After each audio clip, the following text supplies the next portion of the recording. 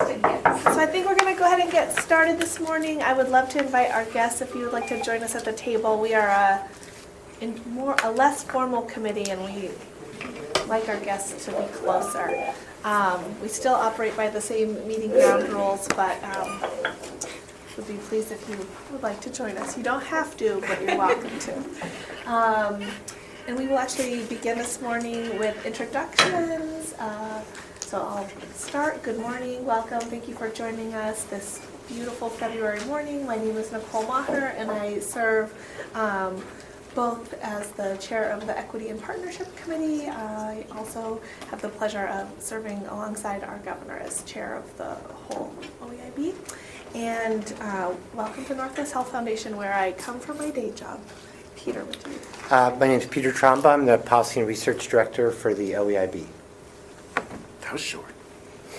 I'm Samuel Henry, and I'm a member of this subcommittee, a member of the OEIB, a member of the Oregon State Board of Education, and in my day job, I'm faculty at Portland State.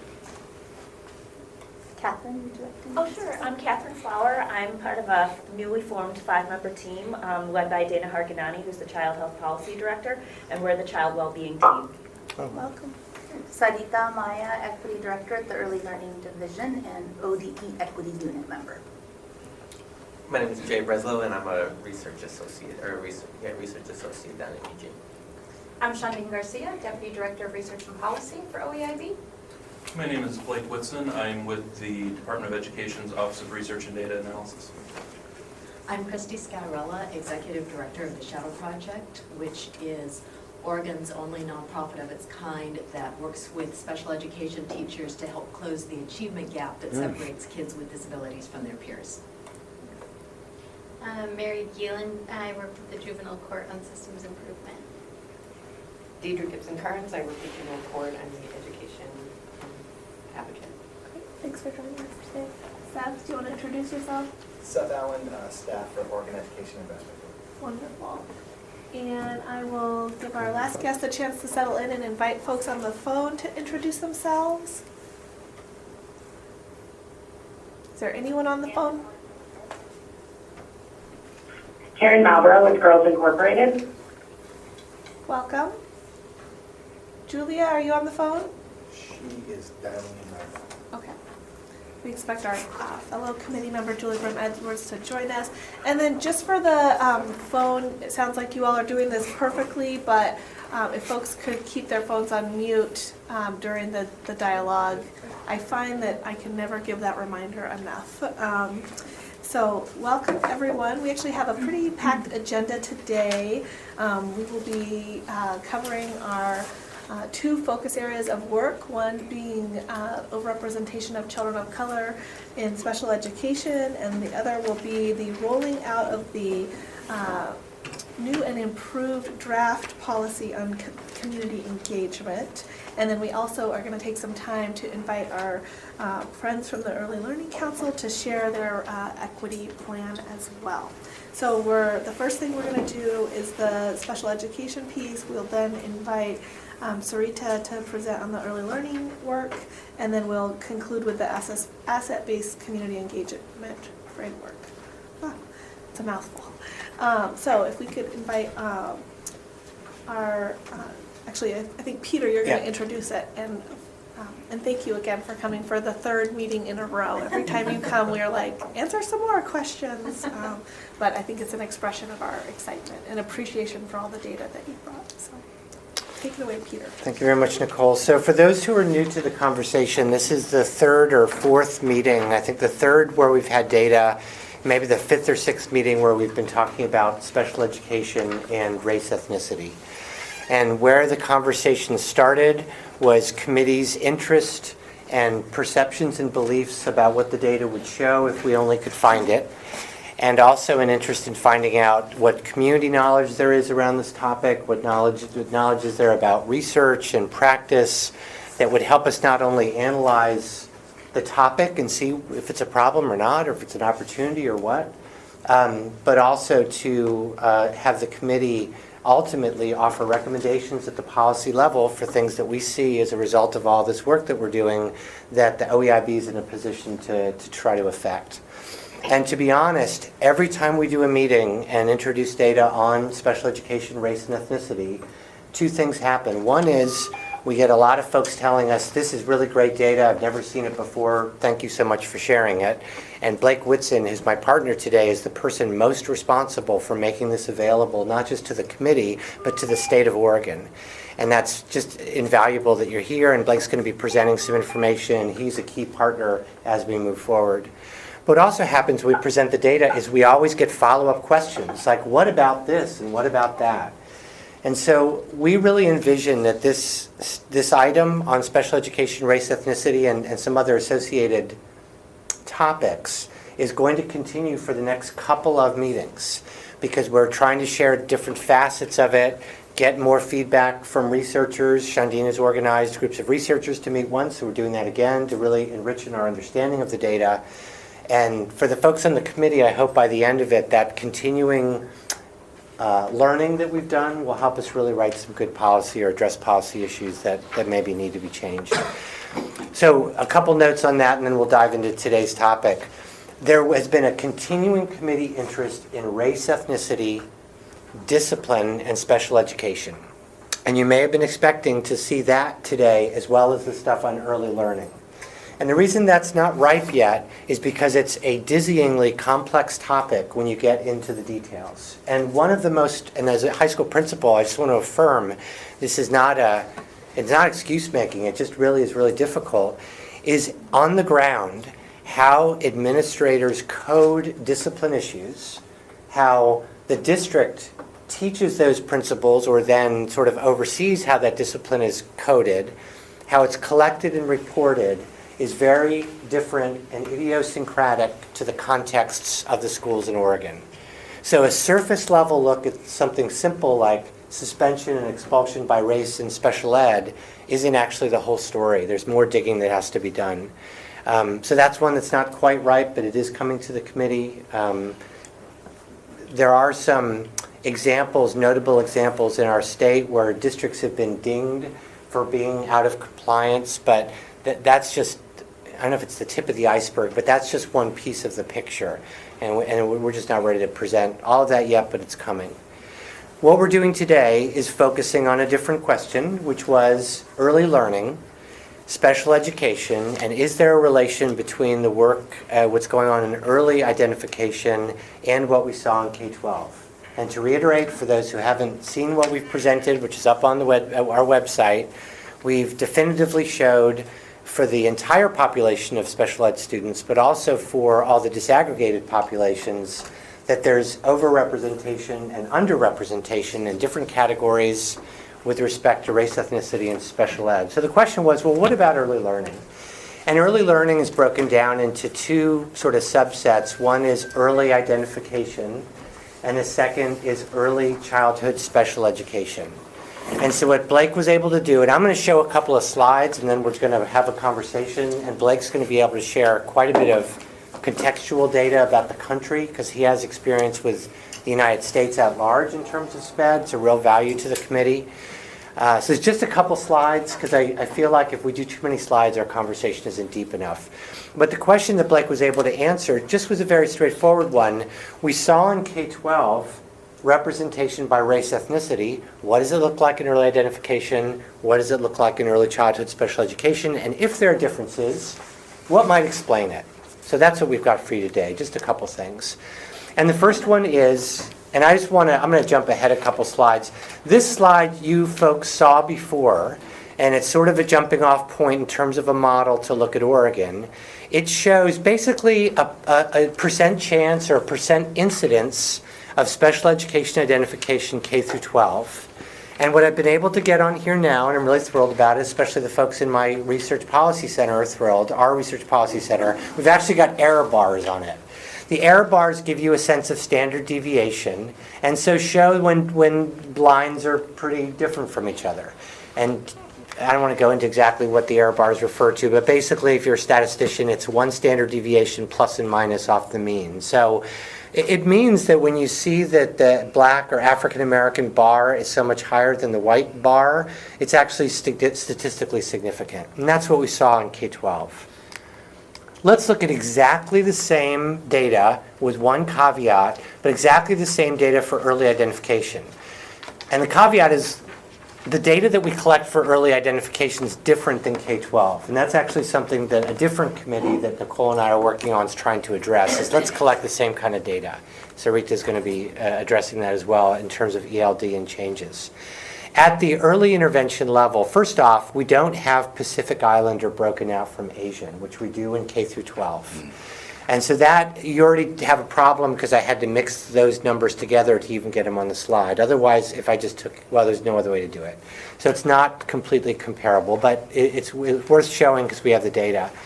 Secondly, in early identification, we don't know exactly how many folks there are out there because they're not all required to go to school. So we have to use the census as the denominator, and the numerator we have counts in early identification. So these fractions are not exactly comparable to K-12, but they are comparable to each other. So when you see black, Hispanic, native, you can look at these graphs and compare to each other. And what you see, first of all, if you look on the left-hand side, is the level of incidence is really small. Like 1% of the population, 2% of the population get identified. And again, if we go back to K-12 special ed, we're talking 13%, 15%, 20%. So these little guys and girls, 0 to 3 or 0 to 2? Blake? 0 to 3. We don't identify that many. And Blake will tell us we're actually below the national average in terms of early identification. So that's probably an issue we want to talk about. But also if you look there, you'll notice that Native American, white, Hispanic, and honestly black too, because of the variation, are all almost the same. Black's a little higher, and maybe there's significance there in the difference, but there's very little, it's not super significant, and there's no difference among some of the other populations. Now hop ahead. 4 and 5-year-olds, same categories, same calculation. If you look on the left-hand side, our incidence is going up. So we start around 1 or 2%, now we're up to 4 or 5%. Makes sense, probably, but still it's an interesting thing just to posit why that's true. And now you look at the differences between race ethnicity. White and native start to separate. They may be statistically the same, they may be a little bit different. This is not an exhaustive answer to that question, but you can just see eyeball-wise they're starting to separate. African American or black is separate, is significantly different by the time kids in Oregon are 4 or 5-year-olds, just in terms of whether they've been identified. And so what you see over 3 is some possible conclusions. These just came from our group, and we are more than interested in anything the committee sees from this, or even members of the audience in testimony or something, or in an email. There may be a lot more to see just from these 3 slides. But here's some stuff we saw. Students who are native have a similar chance of being identified as students who are white, 0 through 5 years old. And yet when you look at the K-12 system, it's way, way out of balance. Second one is for students who are black, when they're very young, 0 to 3, they're, well, actually it's not this bullet, I probably would rewrite it if I had a chance. So if you remember, for African American or black students, the difference grows over time. And there's slightly higher, greater chance to be identified in EI, ECSE, but greater chance in K-12. I want to note something about this. I don't know if that's a good or bad thing. I don't know if we want that to go up or down. So there's no value around this, no judgment around this. For instance, one thing we talked about in the first meeting is getting identified for special education services early is the best thing for students who need it. So it actually might be that if the number were different and folks are getting identified earlier, that might be a good thing. So, I'm not sure in which direction good or bad is. I just want to weigh in here, Peter, Sure. and remind us how we framed the conversation originally. Yeah, thank you. And to keep that in our mind, because it's not a good or bad kind of binary that we're talking about. We frame it with 5 things in mind. And one is that we reject the commonplace deficit-based approach that oftentimes people use when they approach special education. 2 is that we depathologize the stigma of special education. 3 is that we want to reduce the barriers to accessing services if needed. 4, that we support educational models that are grounded in equity, inclusion, and access. And 5th, and this is the most, I feel like the most important, 5th, that we enhance the overlapping and intersectional nature of the work. So on one hand, it may be really important to be identified earlier on. On the other hand, identified into what? That we need to examine what that what is. So we need to be really critically thinking about those 5 sort of framings when we talk about it, and assume that we're talking about those 5 framings. So even though we may fall into, it may be good, it may be bad, know that we're always pushing on those 5 framing ideas around special education, because it's not black and white, it's not clean cut, it's actually messy and complex, and that's okay. We're not backing away from the tension and the conflict, but rather embracing it when we see it come up. Thank you. And I just have a clarifying question about the data. So in the way that we constructed the data, I'm just curious, because we know that for 0 to 2 and then or 0 to 3 and then 4 and 5-year-olds, when we look across the state and see how Native and Black kids are actually represented in early learning programs, they're actually way underrepresented in just getting that service whatsoever. So for example, in Multnomah County, in the 0 to 5 population that's considered low income, Native American kids should make up 12% of all kids in Head Start, and yet they're half of 1%.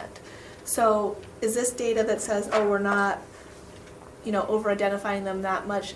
Could it be true that we actually, of the tiny percentage who actually end up in a Head Start program or an early learning setting, that a lot of them are being identified, but when we take that number and put it into the census, we're like, oh, it's not that bad? Is that a possibility? Or are we saying, it's only 2% of the tiny fraction of kids that are in there? Because, similarly, I would have the same concern with the African American community, because we know we have one Head Start provider that does a good job serving African Americans, but we actually have huge underrepresentation of African American kids in East County, Mid County, PPS underserves in their Head Start program. So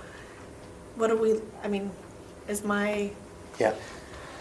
So we actually, this would be great data to bring to the committee because it's part of the story. And I just want to reiterate how critical it is when you pick numerators and denominators and talk about percentages served.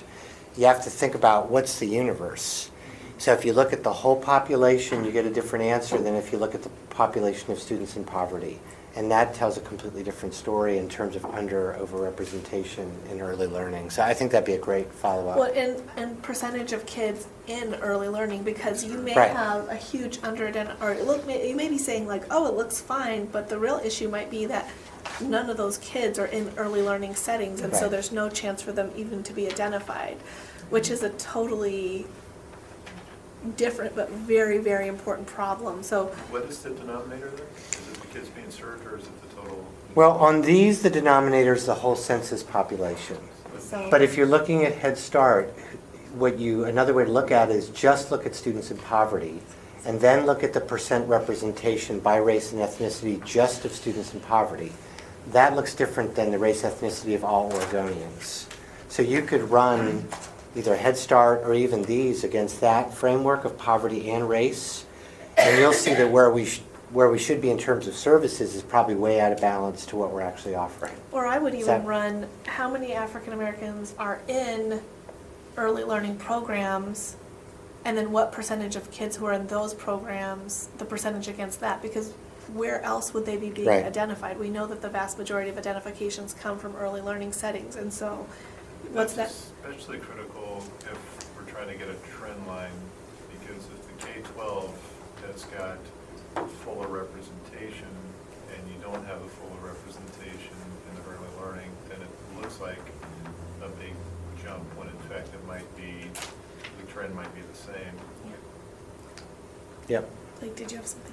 I was just going to follow up with the census data, and the source that's Office of Juvenile Justice maintains the census estimates annually for populations, and they have birth through 21, and that was the source that the census estimates were pulled from. And that's actually a source a lot of early childhood programs in multiple states use when they're looking at their participation rates, which is, I believe, Part C indicators 3 and 4 for percent served of population. And there are drawbacks to that. One of them is, and just to clarify something Peter said, in our collection we do break out Asian and Pacific Islander, but the census data puts them together. Thank you. And we can't break those two groups out of the census data. So that's one of the drawbacks. It doesn't allow us to identify poverty in that. So, I mean, there are definitely drawbacks to it. It's kind of with K-12, we know how many kids are in a school and how many of those fall into different groups. But with this early childhood range, there's no clean way to really try to do it. I don't want to belabor this point, but just to understand these conclusions, what I think Nicole's point is essential to understanding. Because if I understand the points that are trying to be made here, it's that as kids get older, they get identified at different rates. And so if that's kind of the storyline here, then I think it's essential to know Nicole's, to answer Nicole's question. Yeah, and I actually would point you to the PSU report that actually does it's an unsettling profile. They actually calculate they use a calculation to really look at the underrepresentation of communities of color in early learning. I think they do have more of a focus on Head Start and maybe missing some of the other programs, but it's a pretty well-respected nationally tactic to calculate it, which was, really actually looking at the 0 to 5 population, because a lot of the communities are, much more represented. For example, in the Native community, the largest portion of our population is 0 to 5-year-olds. And so, folks were using the model that you were talking about, and they were like, well, basically using the adult population and then averaging what percentages they should be served based off of that, where there was this huge shift. The African American community's largest percent of population is 0 to 5-year-olds as well. So it's, I can point you to that as one starting place. Yeah, definitely.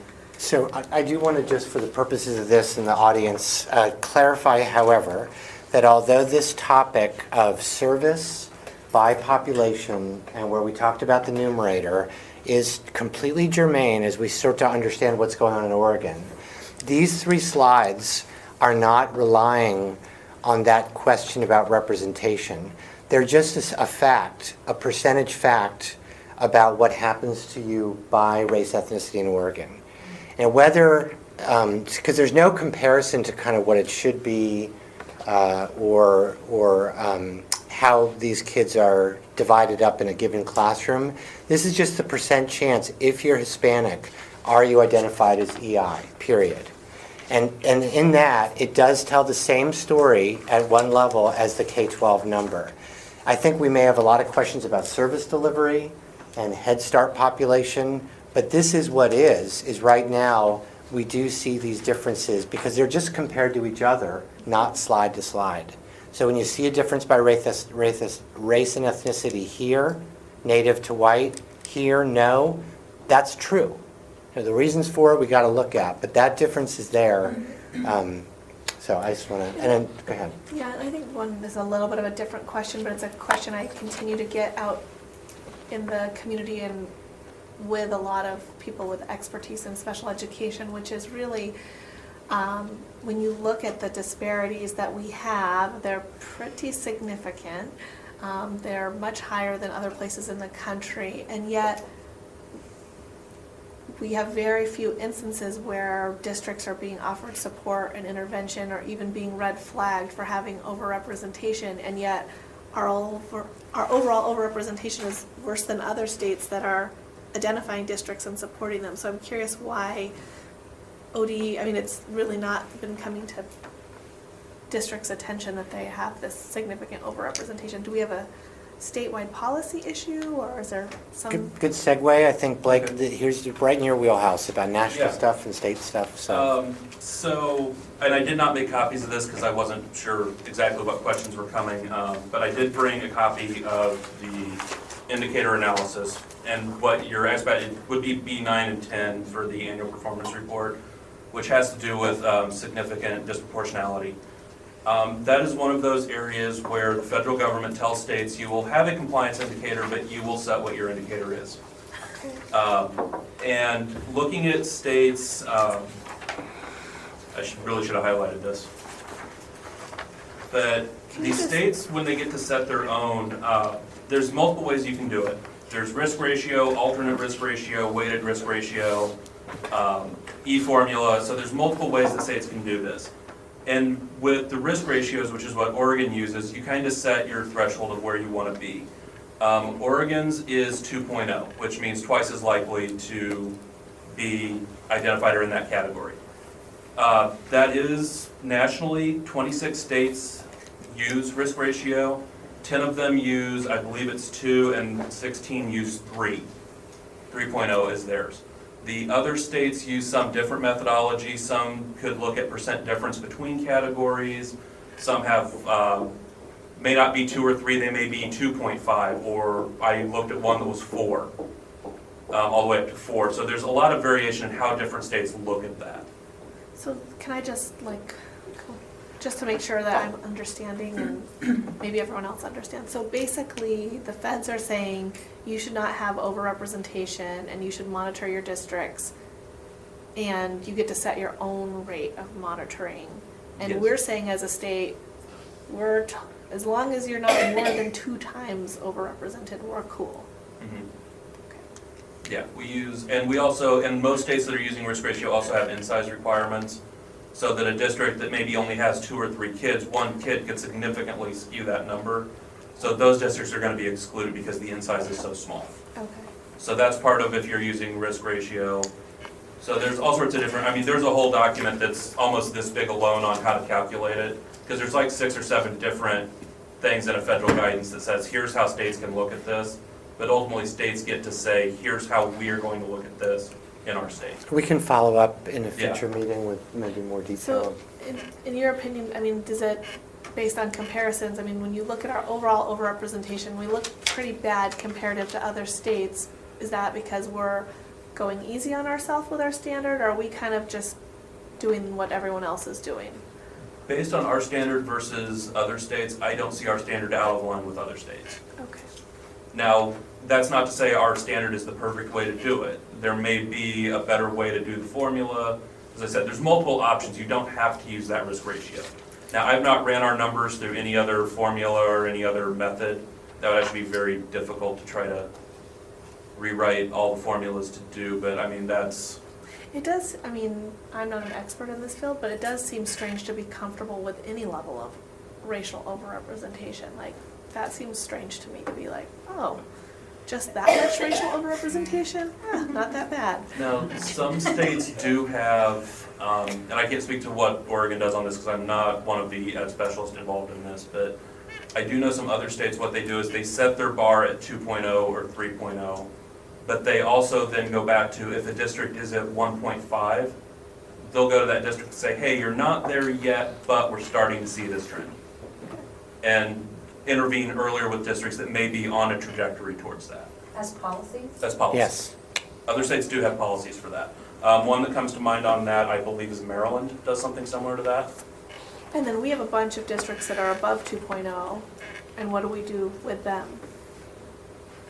That is, I'm not one of the ed specialists that does follow up on that, unfortunately. Okay. But we can ask. But Yeah. we can definitely ask that from that unit. Okay. Any other questions? Sorry, I've been It's okay. dominating the questions. Other questions, thoughts, reactions? And I did have one more thing to do. I did bring some stuff based on questions from last time. Passed out about 6 pages that were stapled together. Had these on the front. Because we were asked about what Oregon looks like nationally. So I'm going to kind of go back to a past life here when I was on the Infants and Toddlers Coordinators Association data committee. We actually put these together. It looks at all states by their eligibility categories. To save time, Oregon's category C, which is a 33% delay in 2 or more domains, 40% delay in 1. So if you look at the first pages, and they've got the national baseline, which for 2010 was 2.82. Oregon was 2.08. So in the percentage of the population Oregon was serving in early intervention, we were under the national baseline. If you go through the 2 subsequent years, 2011 and 2012, again, we're still category C. We're consistently under the baseline in percent of population served. There are other breakdowns on these ITCA reports that look at just 0 to 1. We're also under at 0 to 1. So we're under across the board. So to clarify, that's all students? That's all students. So that kind of gives an idea where we are nationally in terms of the percentage of our population that we're serving. Those populations, by the way, are based on the census estimates. That's what the Department of Ed provides to states to say where you are serving percent of population. The other document I provided, there was a question surrounding developmental delay and what other states do for eligibility based on developmental delay. So this is a table that has all 50 states and outlying territories in special ed to show what their criteria is for developmental delay eligibility age 3 through 9. Oregon currently says that eligibility ends at age 5. Other states and per federal, you can extend that up to 9, but it's the state's decision to do so. So that does kind of give you an idea of which states are extending that into school age to allow a transition period between early childhood and school age. And I want to reiterate that the field has come to us in some of our presentations and asked about this one in particular, and there's interest out in the field to allow students who have a developmental delay identification before they go to elementary to carry that with them for a couple of years. And I believe Blake is actually now tracking the histories of all those kids. Well, what happened when they entered the school? And what if they had an identification that carried through to second grade? Or what if it stopped in kinder? Did they get re-identified in third? To look at some of those pathways. Yeah, that's in early stages, basically looking at children who exited early childhood special ed in 2009. And did they carry on into kindergarten? Did they drop out a year, 2 years? Did they reappear basically before third grade? That's in very early stages. I'm actually meeting with Nancy Johnson-Bourne and some others this afternoon to go over the preliminary pass of that. So I'm not comfortable sharing that yet just because it is in early stages. And then the very last page is not really a point for discussion for today, but just to give an example of some of the deeper dive stuff that's been done, looks at special ed students and limited English proficiency students to show by a specific disability and specific category, which gets to your point, Nicole, earlier, about some of these students in various categories and how they get identified through. So that's some of that dive down we've done where we can show not only are LEP kids more likely to be identified as special ed, but they're overly identified into speech language disability. So that's just kind of an example of some of the deeper work going on around some of this. Thank you so much. So is there anything before we talk about next steps in this policy area? Well, what we're doing is accumulating a list of really good ideas that's starting to get kind of long. I feel like we still have some data questions out there, but the list of ideas is going to be coming back to the committee as possible policy areas for us to be making recommendations, and today informed even a little bit more. Okay, and so will you just kind of, so will you just re-ground us in sort of where our best policy role is? Because certainly, some of the day-to-day implementation policies at ODE is probably not our best use. So our hope would be to be framing a larger policy discussion related to overrepresentation, and then within there, would there be some specific recommendations for ODE to follow up on? Just so. Yeah, great question, and I think there's probably all of the things that you've just said are possible, but when you look at what the OEIB does successfully is we convene groups, develop clear consensus so that the policies that we come up with are really, really well informed. And then, if possible, at the highest level, we work to bring agencies forward with their own kinds of solutions. So just as an example, I'll just throw out there, Blake has been identifying something that's about the transition. So there's something about early identification and K through 12 that's out of balance, because at K-12 we have a high level of identification, early ed we don't. So that may play a role in terms of race, ethnicity, and success of students. So it's possible that our role would be policy recommendations with regard to identification that would get those numbers up in a very, very basic way. With regard to how the Oregon Department of Ed, specifically as an agency, determines what that number is, that 2.0, it may be the role of the committee to direct OEIB or direct the board or ask the board. I'm not sure. Maybe I would need some coaching from Dr. Golden. But there would be a way that we'd be basically asking ODE to consider this question that we've discovered. So I can see multiple ways that we would do it. Thank you. just think it's really important that we just re-remind ourselves. And I think the other piece that would, so I think this committee, we have always said that we wanted to sort of bring forward some set of policies. I think the part that we're still missing is really addressing community colleges and higher ed in the way that they support and students who join the university system with previously having an IEP and do have differentiated need. And so I think that's another area where we have not focused our research, but certainly we do not want to leave that part of the continuum out, because we have been successful at OEIB of ensuring that folks with modified diplomas actually can now graduate and fully apply for financial aid, which was something that they were not eligible before. So that's been one win we've had. But I think the supporting the continuum will be an important part not to leave out of that policy. The other area that we've talked about as a next step, and I'd love to hear perspectives from the rest of the committee, is really throughout this work, one of the things we've heard from really across the state is just that communities have been really asking and wanting this data for some time, and are just really excited to see it, and there's some desire to have it distributed in a more transparent way so that communities actually can have a chance to confirm or deny what they think has been happening in their community for some time. And so I've talked with Peter about the opportunity to create some type of publication or some type of way to share this information on a much broader scale.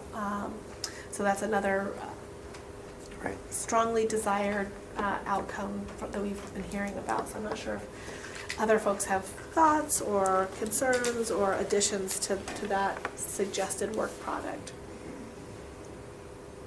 I think it's a good work product. I think that there are two communication pieces that are really important here. One is that if you go out to most communities of color with the kind of data that we're presented, it would require some unpacking. The other piece is that if you go out to various communities and you're encounter them in the way that other questions can be raised, I think that becomes helpful to everybody. For example, one of my curiosities is when you have an overrepresentation of whether it's African Americans, Latinos, Native Americans in special ed, and you have a significant step down in the percentage of representation in gifted and talented programs, what's going on there? And so there are a whole series of, that's uncoupled from the data that we have here, but it's the kind of question that I believe if you went out to many of these communities, you would find. The other piece that is a part of the communication is the simple identification of kids, whether at the early childhood level or elementary or even high school level, identification of who fits in the categories is a really significant question, and we've got a history in this country of overrepresentation of kids of color in special needs, and sometimes that has been, I was going to say simply, and simply is not simple.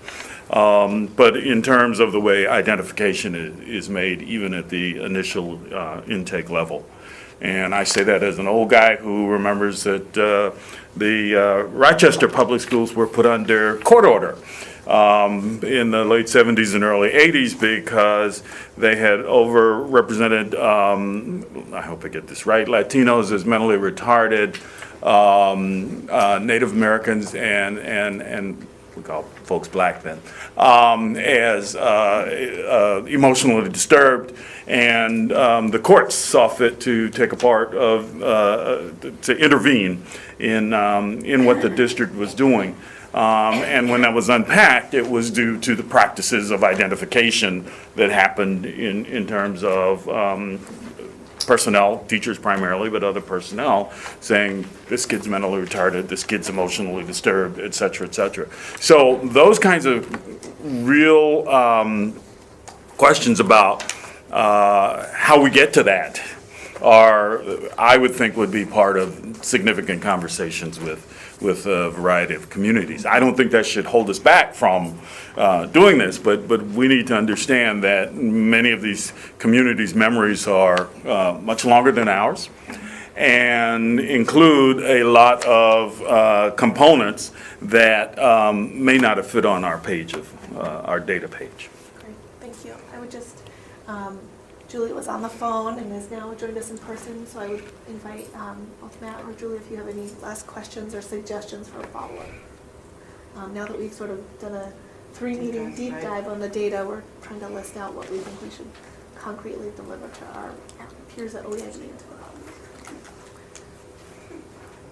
Well, I think, I'm not sure this is a direct response to your question, Nicole, but I more of a response to the conversation going on in the room here. I mean, it seems that we don't want, I completely agree with Dr. Henry's comments. At the same time, we don't want to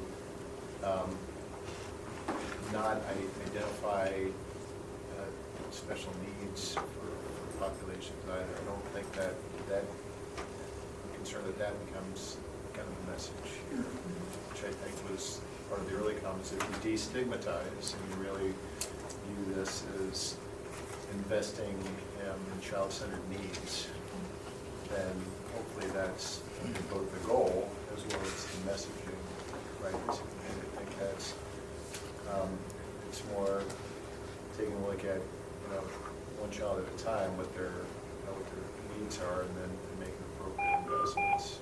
So, I mean, I wouldn't want to see that the reaction to this is that teachers, for instance, or others are gun shy about addressing kids one at a time, and for fear that they're going to be accused of profiling or something. Also, if we want them to be giving the kids the investments that they deserve. Well taken. Yeah, so I think my only comments would be just to add to the discussion that's already happened is looking at sort of specifically about OEIB's role, to your point about the policies, the investments. So we've done a deep dive, and how's that is this some of this more a Board of Education issue, or is it within our realm because it's at the transition points, or it's at the there's an investment that needs to be made. So that's, I guess, one thing I would sort of push us on is this now a handoff to Dr. Henry and the Board of Education, or Thanks, Julie. Or is it a sort of a co-project between the two entities, or maybe setting it up to heck? But where is our sharp point? Yes. I think we.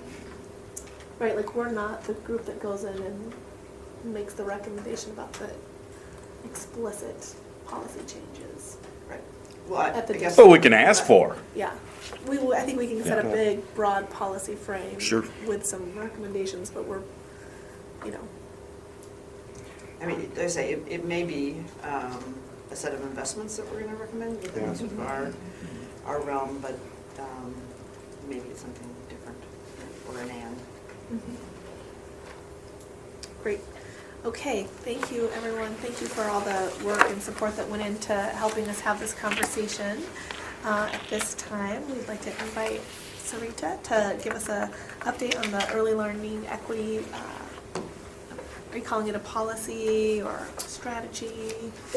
Currently it's titled as a report and a toolkit. The Early Learning Council Equity Subcommittee asked the ELC Equity Subcommittee to come up with a report that would have recommendations around how we develop or how we build our infrastructure at the Early Learning Division. And one of the charges or one of the tasks was also to develop a toolkit that would provide the support to start building out the policy and the practice. And so this is essentially what, the most current draft of the report.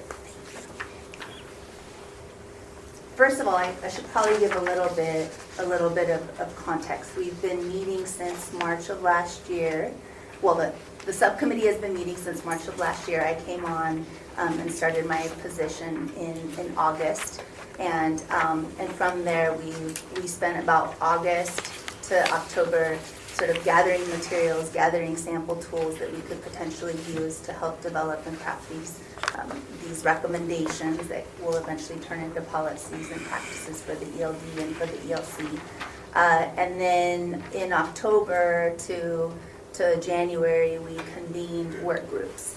And the recommendations that the subcommittee created fell into essentially three categories: culturally responsive practice, operating systems, early learning operating systems, and data and resource allocation.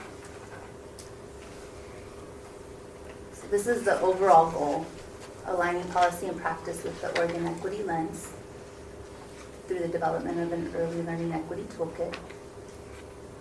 These were the three categories.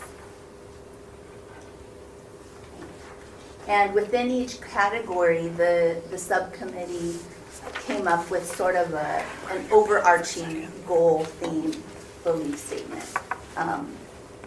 Culturally responsive practice was really about, as we were talking through, it was really about addressing power relationships and acknowledging that culture and our thinking processes, our life experience, influences our decision making and the frames that we or the lens that we think through. And we broke it down into three specific components within culturally responsive practice. Pedagogy, which is more of the instruction. What does it look like to engage in meaningful interactions with young children at an early age? And what are the supports that we have in place for early childhood providers? And what are the supports or the funds of knowledge that come from parents as well? And how do we think about early learning as, and quality early learning as very broad? And we have different sections and different components. We have licensed care, we have unlicensed care, we have other ways that day-to-day interactions that parents participate or engage in with their children. We have family, friends, and neighbor networks, etc. And then the second piece was really around culturally responsive community engagement. The idea behind culturally responsiveness is to really come from the space or the mentality of the individual or the organization that you're engaging with or interacting with. And so, that means that you have to have a model that's asset-based approach, that really approaches the work from thinking about what is it that we can uplift, highlight within our interactions with a particular organization, community, individual that we serve throughout the state, and how can we use that to inform our policy and our practice. And then the second piece is culturally responsive leadership and courageous leadership. How do we have the checks and balances built into our system and into our division where we actually have an opportunity to communicate or call out implicit bias and the way that it affects the way that we make decisions.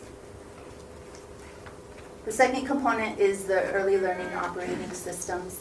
The idea was to create equity-informed systems that sustain organizations, early learning organizations, to produce outcomes for all children with a specific focus on historically underserved communities. And that term, historically underserved communities, is defined in the report. And then the third component is really around data and using it to inform decision making about resource allocation, about addressing opportunity, and as a result, achievement gaps, and again, to ensure the quality of care of all of Oregon's children with a specific focus on our most historically underserved. So from this, even just the first initial conversation that we had in the beginning of the meeting, it's making me think that, really calling out in this report information on children in early intervention, in early childhood special education, really coming up with recommendations that set a standard for what the transition will look like from the early years on into the K-12 system and beyond. And then the other piece that Dr. Henry had called out was really recognizing the historical and social cultural context, and recognizing or acknowledging that there is historical trauma, and that and there has to be a method for us to really work through that in order to get to the policy and practices. So really the ask today is to really just have an opportunity to get feedback around the recommendations, to really think about whether or not there's something that we've missed or left out. And we'll be meeting again February 20th. So, you know, if you have feedback or additional recommendations or things that we should consider, I'd love to get that by February 19th, and then I'll have time to incorporate it. We'll have another phase of about a month to sort of tweak and add and adjust, and then we'll present the report to the Early Learning Council March 19th. Just a question, Madam Chair. Will this then come back from the Early Learning Council to the OEIB, or through, I'm not sure what our mechanism is here for the feedback. Does the Early Learning, let me ask you another question. Does the Early Learning Council anticipate taking this and the feedback from us and then bringing that before the OEIB? We could potentially we could work that in. I envision it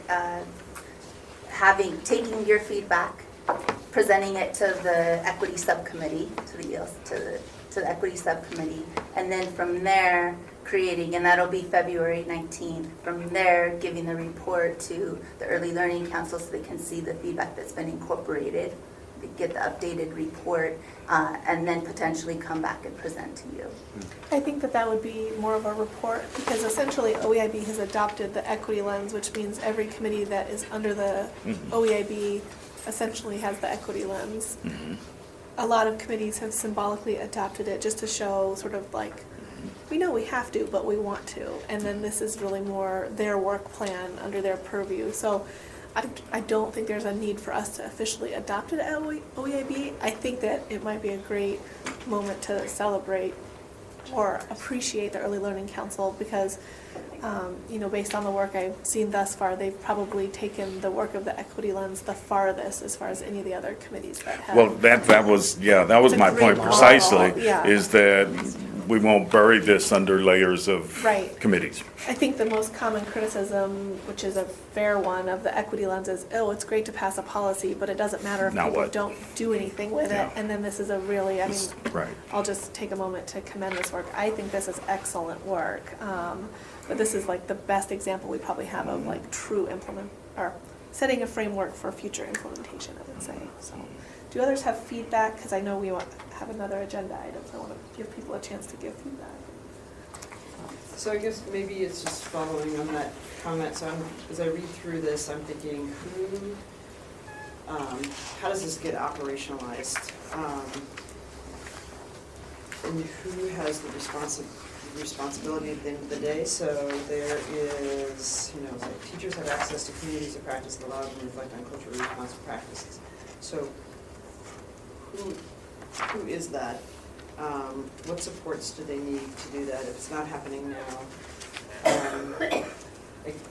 I guess this, and maybe it's not our job because we're a policy-making body, but getting the crosswalk between policy and actually who at the end of the day, at the sort of the level in which teachers are being trained or communities are getting service, who is it that's connecting to this policy? We talked a lot about that. We got to a point where we were really focused on developing the recommendations, and then there was this okay, how are we need to create an implementation plan. And so that's the point where we're at, is to also we want to make sure that these recommendations are solid, and then and incorporate any that we may have not included that need to be included, and then develop an implementation plan for for what it'll look like. Also specifically looking at our organizational work chart and mapping out how we can embed equity in all of the job descriptions so that it doesn't fall on just one person to ensure that all of this is happening on such a broad level.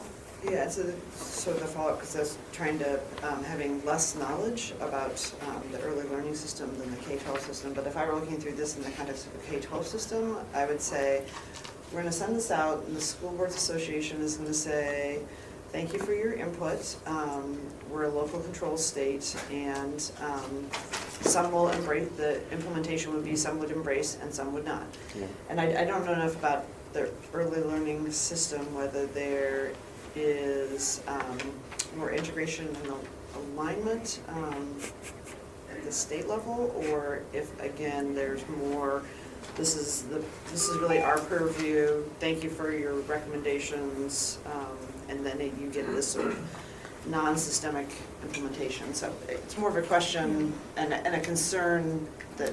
Yeah, I think that there's, I don't know if you have an answer that's different, but I do think within early learning, there's more of a direct funding relationship between the state and the providers, and so you can adopt this and immediately include this in many of the requirements for folks to receive funding in a very different way than it then goes to a school board and the school board sort of chooses.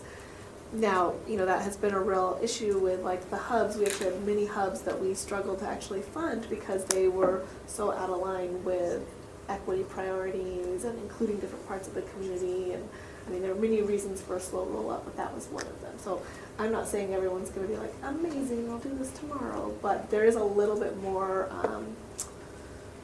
of a Not that the K-12 system doesn't get their money from the state. Yeah, Just exactly, but there's no middle governing body in the same way, Right. I would say. There's boards, but boards of hubs, boards of nonprofits that are receiving dollars, but if they're going to receive dollars from the state, it's much easier to put requirements on that.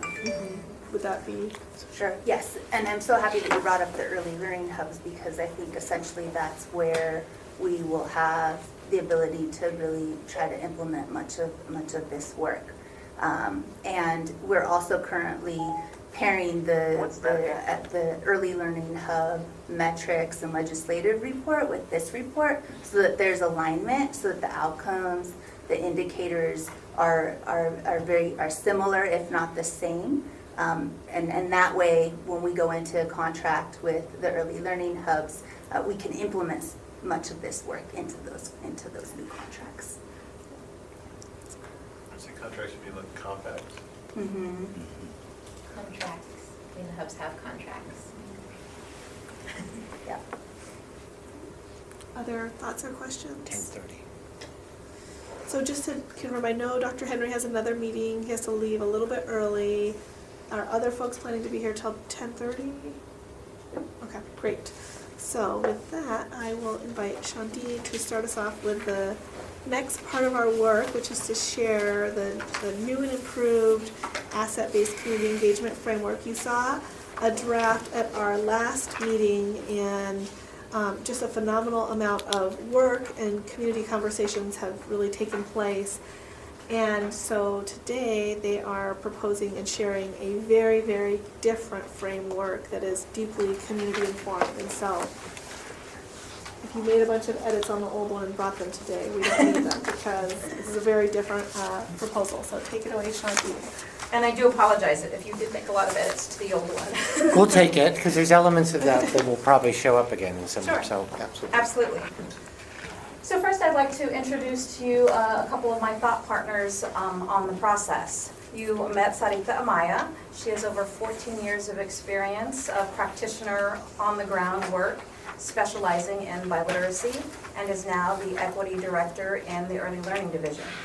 And Jay Breslow, he is a colleague of mine from Eugene, a research analyst, and actually just got his PhD last month in critical and sociocultural studies in education.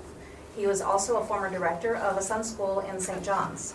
His specialization is creativity theory and design-based research.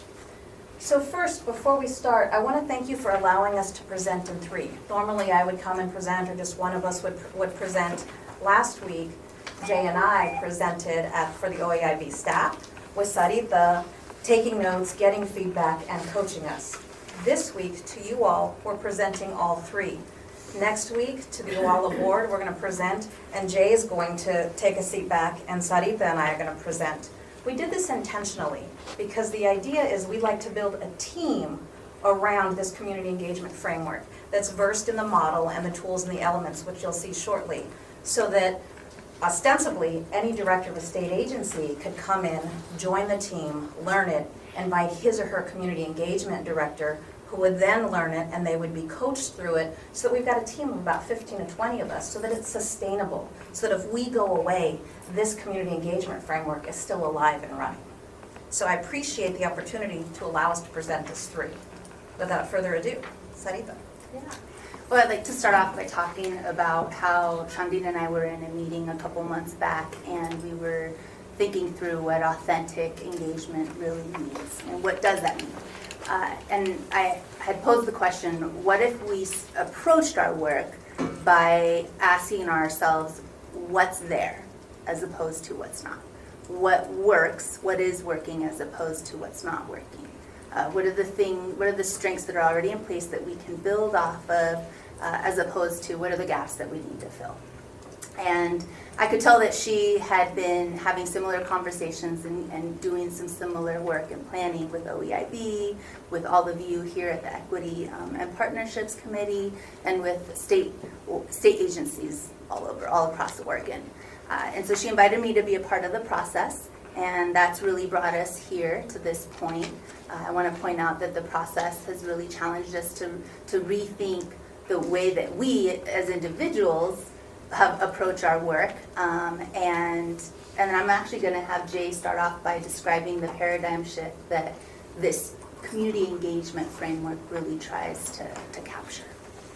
So as we began to look at this process, we wanted to focus on the assets, like Sarita said. So oftentimes when we go into communities, we focus on the needs, what's not there, what the kids don't have, what the schools don't do, what the parents won't do, all of those things. And we wanted to do it differently. We wanted to shift and focus on assets, what is there. Now this work is based on a lot of this, an organization called Asset-Based Community Development, I believe out of Northwestern University in Illinois. And this model specifically, we don't cite them, but we should have. You know, my advisor would have been angry with me if he'd seen the slide. Because when we start with needs, what we end up with is services to meet the needs, right? When we start with assets, we end up making connections and contributions. The services to meet the needs lead to consumers of those services. Programs become the answers to the problems that are in community. Oftentimes those programs are developed somewhere outside of the community and implemented in those communities. When we start with assets and lead to connections and contributions, we end up with citizens. People become the answer. And so we build the social capital and we use the social capital that already exists in those communities. So next I'd like to talk to you a bit about the values of the framework. We all know the dictionary definitions of these 5 words, but I want to talk about them within the context of the framework. So starting with integrity. If you'll look, your packet's in front of you, and I'm going to kind of walk you through it. So it's the one that starts with the circle on the front. So if you turn to the second page, not the PowerPoint, but rather the packet. This one. Look at the second page. This framework is built on relationship building, which requires that we lead with humility and respect. Acting with integrity means being cognizant of the power dynamic that might be in the room. Oregon Education Investment Board and other state agencies can't deny that there's power in the room when they walk in. Leading with integrity means being cognizant of that and the impact that it has, which leads us to transparency.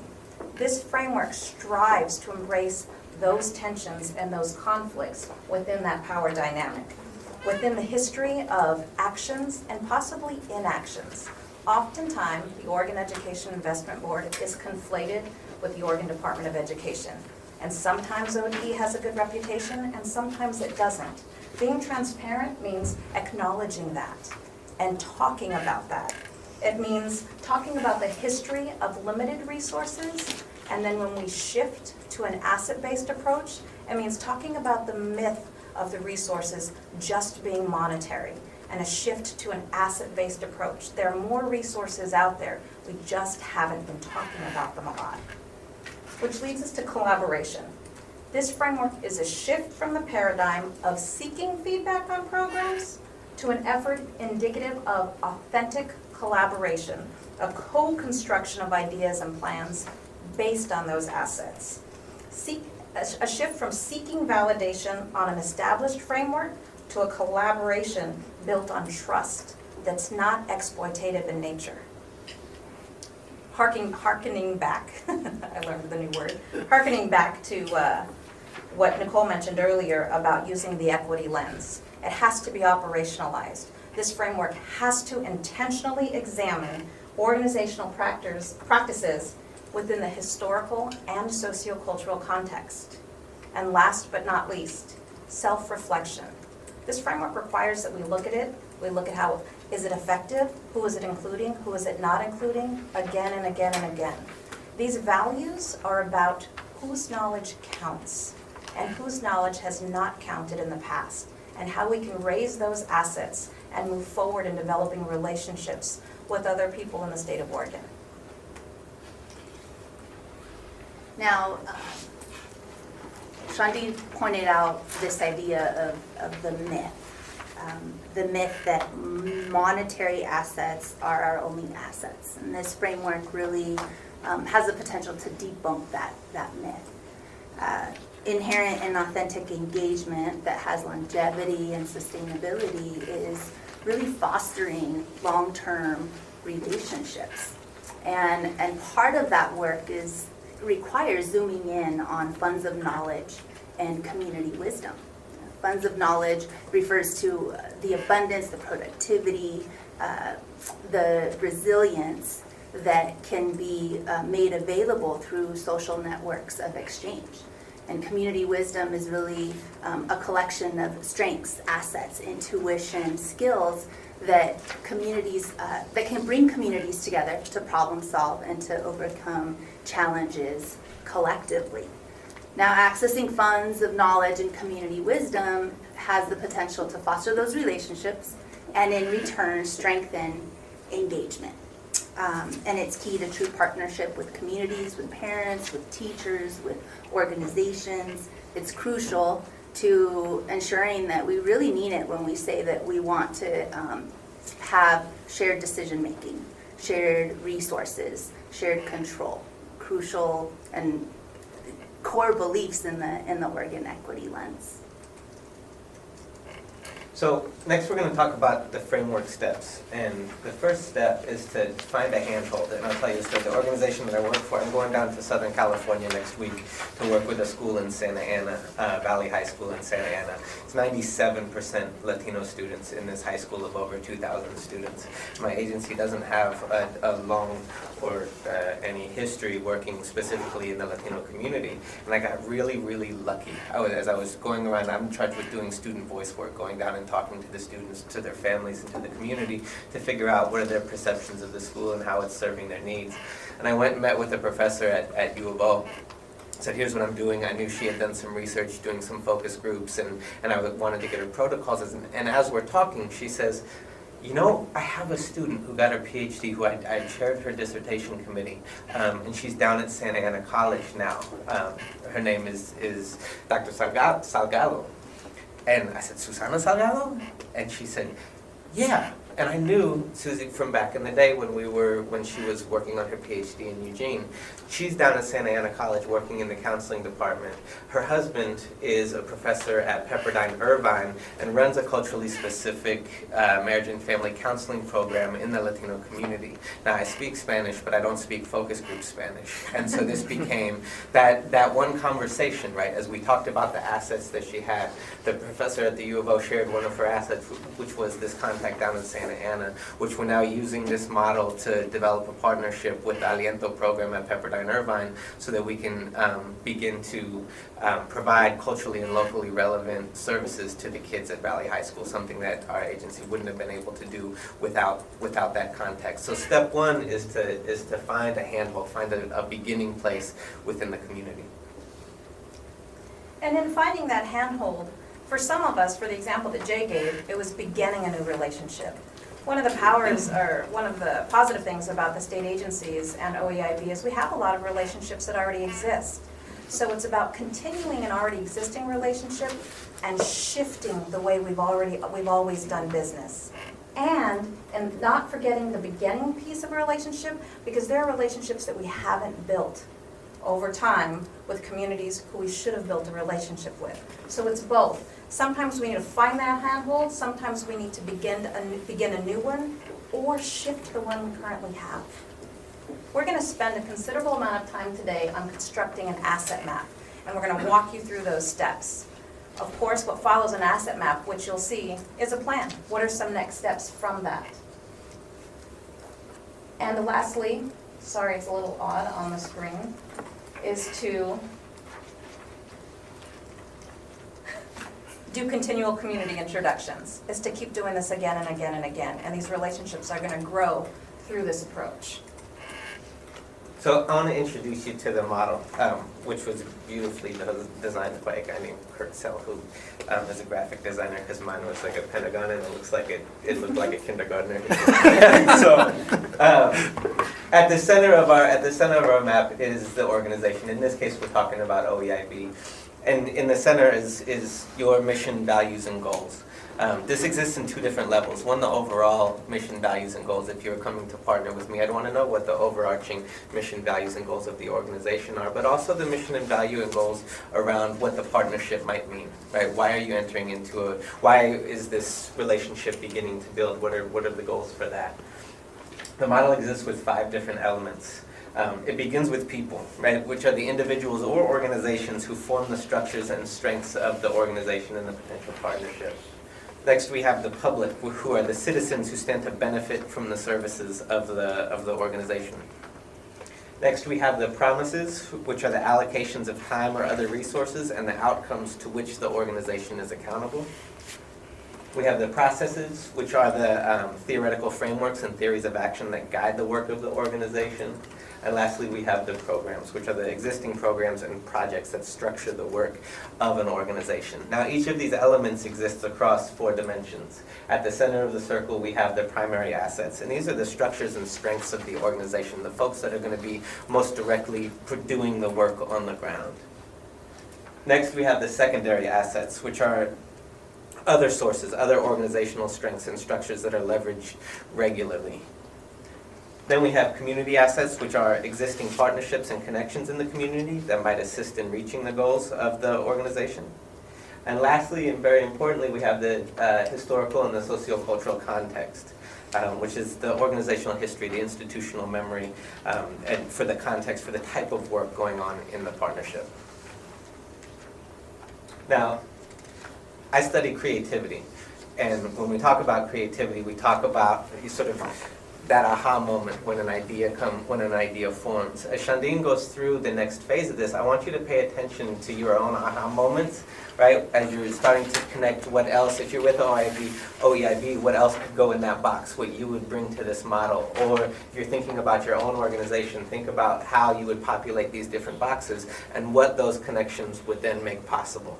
It's really the strength of this is in an idea generation. How do we generate ideas that we could leverage in new relationships and new partnerships? Thank you. So I'm going to walk you through, this is kind of what we walked through at the staff meeting for OEIB. And you'll see what look like typos, but they're actually intentional commas, because it's supposed to trigger the people in the room to continually think about what would be added into it. This is a sliver of my glimpse of OEIB from the work that Peter and I are doing. The idea was, when sitting down with your all's endorsement and approval of this framework, is to go back and sit down with all of the people at OEIB and then fill out what the asset map would look like. So know that you're seeing a sliver of what it could be. So if we start with people at OEIB, who are the primary assets? They're everyone that works there. They're the research team, the directors, support staff, everybody at OEIB.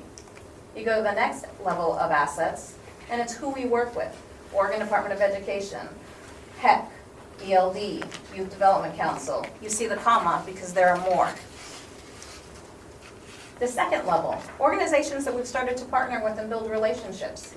Communities of Color Coalition, Oregon Solutions Network, State of Oregon Research Academy, and so on. And the people, and this is the kind of exciting part for an organization to sit down and talk about. Who are the people who started it? Are they still around? Who traditionally has been part of designing and developing community relationships with your organization? We go to the next P. Programs. Okay, well, what are the primary programs? Well, our business is K-12, early learning, community colleges, four-year colleges, alternative ed. In the community, we work with, our programs are examples, regional achievement collaboratives, the STEM hubs, Storytime, Eastern Promise, and more. In the community, we work with faith-based programs, nonprofit and for-profit foundations, before and after school programs. And again, what programmatic efforts have been made in the past? What are some of the lessons learned? How can we use those lessons that we learned as assets? Processes, and this for me is a pretty exciting piece. At OEIB, our process is the equity lens. That's what we need to see things through first. However, that isn't our only lens. We also have our own organizational core processes that are set up. Right now, we're working with an organization called Mass Ingenuity to help hone our core processes. What are our allocation processes? How do we decide the budget amongst ourselves and amongst other, RFPs? How do we evaluate research initiatives? Other processes that exist in the community that we also leverage. Best and promising practices. This process that we're using right now, an asset-based community development process, culturally responsive approaches. What processes have been used in the past? And that's really important to think about. Like if you look at some of our former programs or former processes, have we been looking at meritocracy? Have we been looking at, who writes the best RFP? And what do we learn from that? That's a strength. It's something to embrace what we've learned from. It's an asset we want to share with people that we're building relationships with. Promises. This is hard to think about. The promises are assets in the articulation of the deliverables when we enter a relationship. It's about our evaluative transparency. It's an asset to talk about what we hold ourselves to. But we have our own operating budgets and policies, legislative policies that we are working with. And how are we held accountable in the next realm is through those achievement compacts, through the K-12 report cards, through the policies that we're working on, through the strategic investments. When we sit down to build a relationship with someone, we're saying, this is what we're holding ourselves to. And that's a strength. We're holding ourselves to 9th grade on track. We're holding ourselves to kids reading by 3rd grade. And in the community, the promises that we make when we enter contracts with other organizations, when we create RFPs to work on ideas like projects like chronic absenteeism. Are these promises a shift from what we've done in the past? And how can we use that as an asset when collaborating and building new relationships? And the public. Primarily, who do we serve? We serve students. Through serving students, we serve the P20 system, schools and educators. Through serving the P20 system, community organizations, businesses, nonprofits. Who have we traditionally served? What are our areas of growth? What efforts have been made to expand our networks? And then we look at how it all comes together.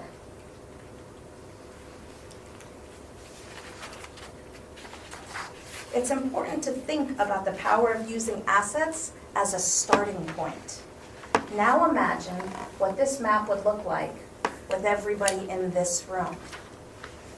What would the power of an asset map of the Equity and Partnership Subcommittee look like when we go out and build relationships in the community?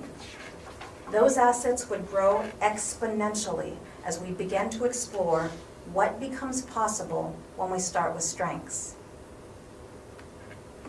All right, so now that we've had a chance to break down each of the components and what it would look like, and now that we've had the opportunity to show how this could really be powerful in building off of our assets, we're going to show you how you could actually apply that in your day-to-day conversations.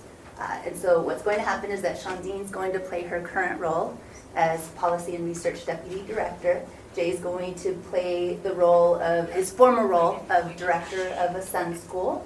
And we're doing these role plays. We're going to do role play 1, role play 2, and the goal of it is to show you a traditional approach to engagement, and then also in contrast, the exponential impact of an asset-based approach. Important to know that when Jay or I talk about specific details, they're all fictional. It's a role play. Don't walk out of here thinking you're gonna go and talk to this person that Jay mentioned earlier, you know, tomorrow. Hi Jay, how's it going? Good. How are you doing? Great. How's enrollment going at your program? Oh man, we got like 150 kids a day. It's wonderful. You heard about the new gig I've got at OEIB? I did. Very fancy. Very fancy. Had to buy new clothes for I everyone. So I called you on the phone to talk to you about this work that I'm doing with Equity and Partnership Subcommittee. Doesn't matter. I'm doing a lot of work. The work that I'm doing on high school equivalency and GED is super exciting. And I mentioned a little bit of it to you on the phone. And so I had a work group together, lots of really smart people, and we came up with a plan for how to spend $2 million on high school equivalency and GED. Okay. And here's what I'm hoping. I'm hoping you can look through it, give me some feedback, and really, you know, we're even looking about putting it in your school. So I'm thinking, you know, a stamp of approval because of the work that you do, and, you know, it's really, really well respected. It would carry a lot of weight. And so I'm wondering if you would take the time to look at it. Okay, thanks. Okay, so fast forward, they've looked it over and now they're going to talk about it. What do you think?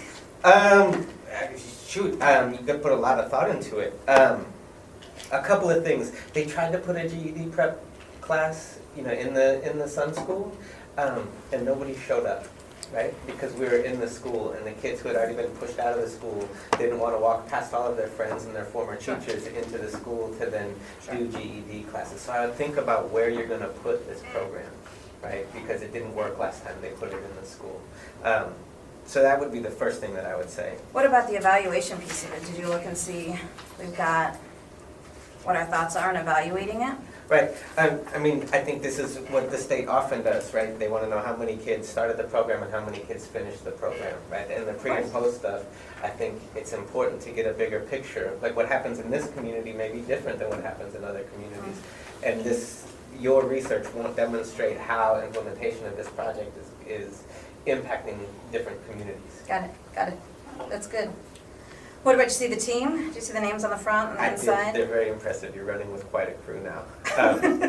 But anyone from North Portland? That is good feedback. Again, like, you know, what we need in North Portland is very different than what they might need in North Medford, right? And so who and how become really important. So I would think about how do you get that cultural and local relevance as you move around the state.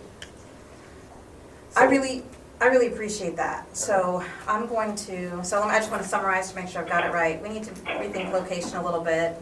Yep. We need to I'll talk to my research center and talk about qualitative methods in addition to just quantitative. I think it's a good point. And in terms of diversifying or adding to the people that are working on this, would love it if you wanted to come on board, or if you wanted to do a virtual introduction for me of someone who you think would... what's your timeline? 2 months ago? 2 weeks ago? Like, we need to hit the ground running with this. I need to walk out of the door and say, yes, stamp of approval, and I gotta run with it. I'm definitely gonna go back and see what I can talk to the team about incorporating the feedback, but we got, you know, clock is ticking. Yeah, you need to put my name on it. I can help. I would love that. Okay, thanks. Pause, role play 2, they'll both be wearing the same hats. Hey Jay, how's it going? It's great. What's your enrollment looking like? Oh man, we have so many kids together, 150 today. You heard about my new gig at OEIB? I did, your dry cleaning bill must be through. My friend. I know when I called you, I said I wanted to talk to you about high school equivalency and the GED. Right. And I know that's what got me in the door. I'm wondering if we could pause on that conversation first. There's been something that I've been working on. It's called the Community Engagement Framework. And I'm wondering if you would be willing to look through it, read the whole thing, and I can go through pieces of it with you and what it means. And then I want to talk to you about high school equivalency and what it means. Because it's going to make more sense if it's framed through this framework. Does that make sense? Yeah. Okay, would you be willing to? Yeah. Thank you. Okay, fast forward, assume that Shondina's explained the asset map, they've gone through it, and now they're going to talk about it. So what do you think? I mean, this it's pretty comprehensive. You know, I know the name OEIB, I read about it in the newspaper, I see the people in the suits come into the school to do evaluations or observations, but I didn't know how the scope of what you all do. You know, and you said to think about my organization as I read it, like I think about a research team and how cool it would be to have a research team. You know, I have this program that I've been running with Latina moms. They've been coming and we're getting more parents every week in this meeting that I'm having than they're getting to the PTA meetings every month. You know, and I know it's working. We want to go out and apply for a grant, but we need some. I don't have the research, right? The only evidence I have that it's working is that the donut box is empty at the end of every day, right? And so how do what I would love is some research to demonstrate so that I can go to these grantors and say, here's the evidence that it's working. Mm-hmm. That's actually exactly what I'm talking about. So getting the chance to look at your assets of your organization, these assets, and so you would say, oh, research team, that's a great idea to collaborate on. I can go run on our research team, and say, hey, do we have the capacity? If not, I would go the second level in the community assets and see, you know, we're working with regional labs, Education Northwest, all of, you know, other state universities and their researchers. It would be coming together to work together collaboratively on the efforts and setting up the connections you would need to be successful. That sounds great. I'm sure you recognize my cynicism about this in working with OEIB, that this thing is real. You know, I read your values. Are you guys for real about this? Because that's the part that attracts me to what you're talking about. I think you're right to be cynical. I think a healthy amount of cynicism is important. We're trying to shift in a way we do business. The way we've done it in the past is very different than what these, and not that in the past we were all, you know, exploitation, but I understand why you would think that. I mean, you and I know we were practitioners for a long time. It's a shift in the relationship. And so what I'm hoping is that you take with a grain of salt and hold me to those values, the transparency, the integrity, because I can't speak for every single person in all state agencies, but I can speak about intention and integrity. Holding us to those values helps keep the framework strong. All right, so tell me how it works as far as high school equivalency. Bring it back to that. Do you have anything for me to read? What are you guys doing? If you had $2 million in high school equivalency to, you know, help students get their GED, what would you do with $2 million? Like here? Your world, your asset map. I would go, the first place I would go is down to the library that's down the street, because there's a librarian there who started to work with kids, because that's where they would go and hang out. So she started doing GED prep over there in the library. The other place the kids go hang out is over at the community center. I would start over there because they go visit their friends after school. You know, when they get out, everyone goes and plays basketball at the community center. So I would go to those two places first, and develop partnerships there. So this is exactly what I'm talking about. So you saying, let's talk to the people at the community center, let's talk to the people at the library, let's talk to some of the, and I'm gonna go have the same conversation around the framework with other folks and then come to the table and not come to you with something to read, but rather we're co-constructing it together based on the assets that you know about and exploring the new possibilities of what to do with $2 million. Okay. I mean, this sounds exciting. Like, if this is real, like, this sounds exciting. Thank you. So that I feel like I have to clap when that level of drama and is brought to the meeting. obviously the comparison of the two examples of how we've done it in the past and how we're hoping this framework is going to shift us. What I can do now is either pause and have us talk about the framework and kind of take questions, and or show you an example of what I would do next. So if I were to sit down, he would have his asset map, I would have my asset map, and we would crosswalk it with regard to high school equivalency. I would have the asset map of OEIB, and it would be highlighted with who are the people then, who are the primary assets with regard to the GED. What programs are we using? What processes are we using? How do we leverage those with his crosswalked asset map on high school equivalency? And I'm happy to show you that because I did that in OEIB, but we also don't need to. We can actually just talk about the framework. I think it'd be nice to do some discussion just because Sure. We've been hearing presentations and role plays, and I mean, Absolutely. this is a huge shift as well. As you were doing your first role play, I was like, oh, I've done that 10,000 times.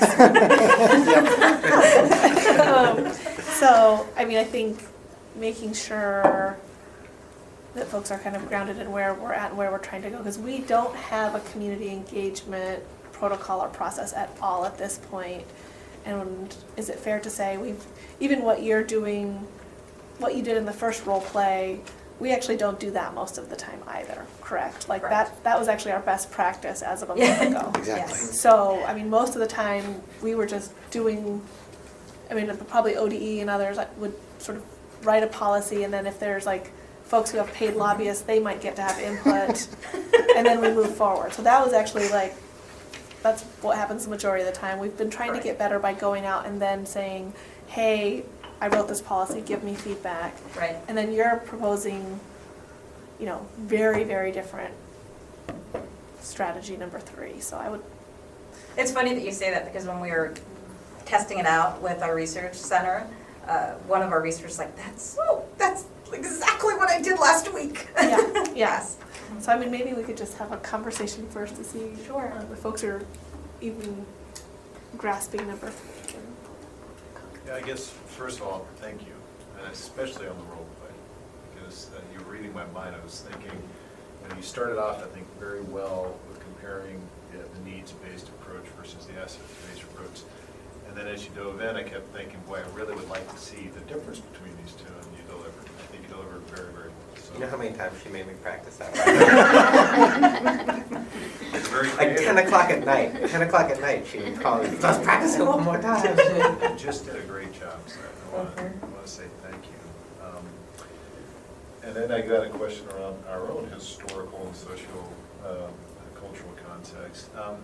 Implicit in your role playing was that there was cynicism about the OEIB, as if we're some mature organization that's been out there and everybody knows about, and so we're kind of digging ourselves out of the hole to a certain degree. I don't want to overstate that, but and I want to know how much is that the case. I mean, my general impression internally is that we still feel like a startup, and that externally there's more questions around what do you guys do versus, oh boy, you guys do things, this old-fashioned way. So I guess that's one question. And then I thought your comment about, wow, this is comprehensive in your role playing was right. I'm also, I have to tell you, I mean, it's a wonderful framework, but it presents it's extremely complex, I think, particularly right out of the gate. So I'm wondering, what is the experience from Northwestern or whomever has actually been implementing this, and what might we anticipate as the true non-role playing but actual reaction to this? Because I mean, it took me back, and I've seen a lot of frameworks in my long life. This one came across as being quite colorful but complicated. And I guess the third question would be, we've kind of skipped past the organizational vision, goals, and values, or just for the purposes of this discussion. How much work is needed there in terms of providing real clarity and definition on that center piece? Of the value? Well, just the center of your diagram here. We spend most of our time on the assets, which I understand. To what degree are the true deliverables? Sure. And, and then vision and values, I think we've done a fairly good job. The actual goals, I think it goes back to a lot of the questions that Julie is very appropriately asking, which is what do we do? What's our unique value proposition versus the overall education enterprise? Sure. Shandine, I'd like to do number 3. Okay. But why don't you do the others? Sure, I'll do 1 and 2. First, I think your question is a good one about what do people really know about OEIB, and I have 2 responses. One should be, when we actually go out and start engaging, is ask that right out of the gate, so that by the end, we've got a pretty good yardstick of what people out there are thinking about OEIB. In terms of, and I'll tell you from my experience, and Sarita and Jay can chime in, before I came to OEIB, working in schools, social justice circles, OEIB was ODE. Like it was, if it even existed at all in my head. From a practitioner standpoint, that's really kind of, I think, how people see us for the most part. And it's only through sort of conversations, the bulletin, and an increase in conversations like the strategic investments and people looking at the news and policy that OEIB is starting to kind of develop a relationship and, develop an identity among the practitioners, particularly those ingrained in social justice. And so I would say among my crew of people back home that are social justice practitioners, OEIB is ODE and the system. And so I think there is both a healthy, I really feel like some of the stuff that they're doing is great, and I really am sort of hesitant about it. And I'll give you an example of what I mean by that in response to your second question. Just on that one, I still am optimistic that because we're still fairly new, we still have the opportunity to really forge our own identity. I don't think we've got a lot of rebranding to do because we're just not that old and established. Is that fair? I think it's very fair. I think when I go back into the circles and I talk about it, they're like, oh, I didn't know that. Well, then it's something completely new. Yes. And then it's just almost a clarification in context, and they're there with it. So I think as we're developing that identity, I don't think it's a huge rebranding. I think it's a tiny new understanding of it. I would just say, particularly in the context of this particular week, I think somewhere in our people, or actually I guess it's our context, we have to have a legislature clearly identified as. Exactly. Absolutely.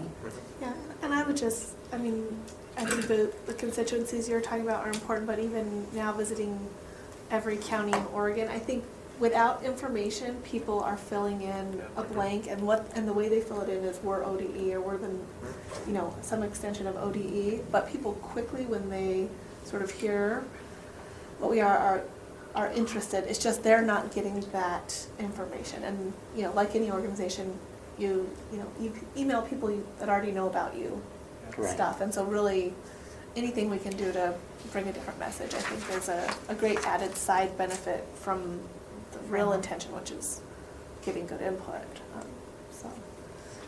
The second piece is really exciting. And in fact, I have been working them like crazy. Let's practice, let's do it again. We were at my house on Friday morning practicing. And then I said, all right, you guys gotta go. I have a phone call. And it was actually trying this out, using the model.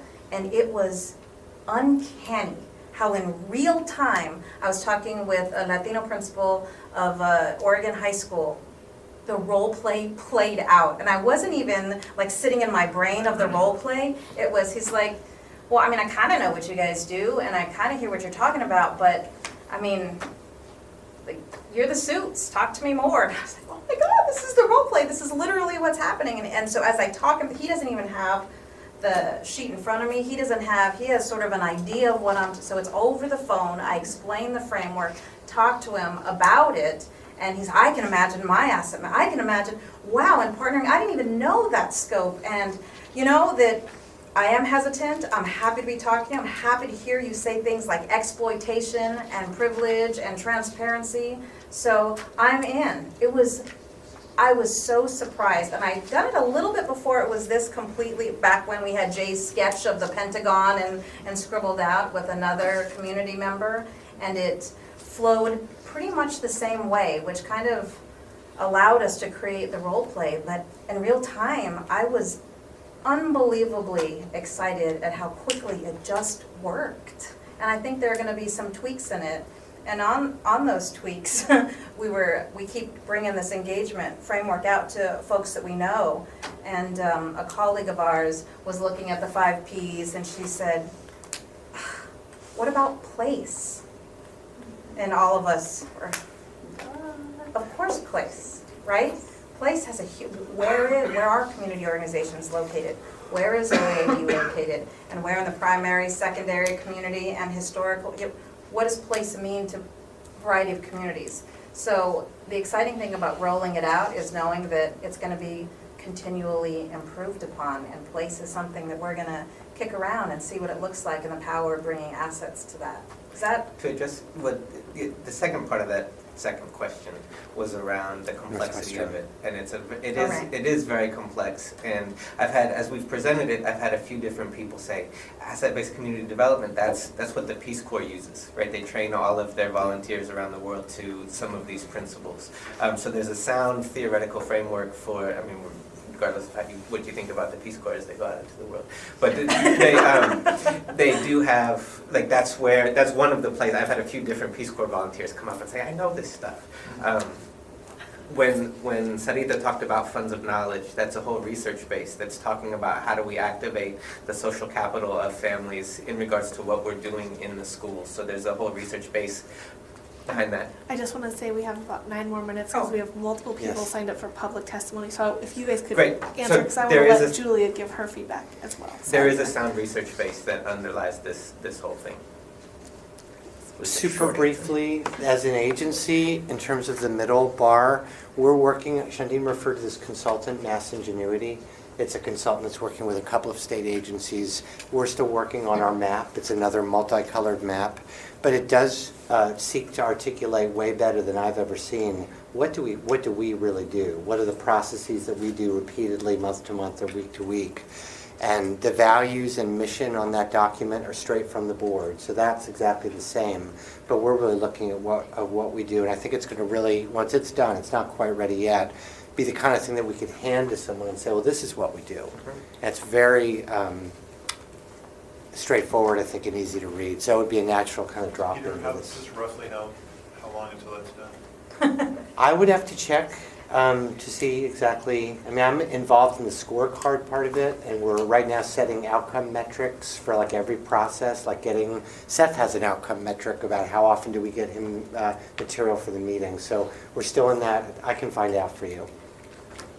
Julia, We're getting close. respond and- Yeah, so I feel probably the amount of time we have, that's totally inadequate because I think this is sort of a huge topic that really requires probably a much deeper and more sustained conversation.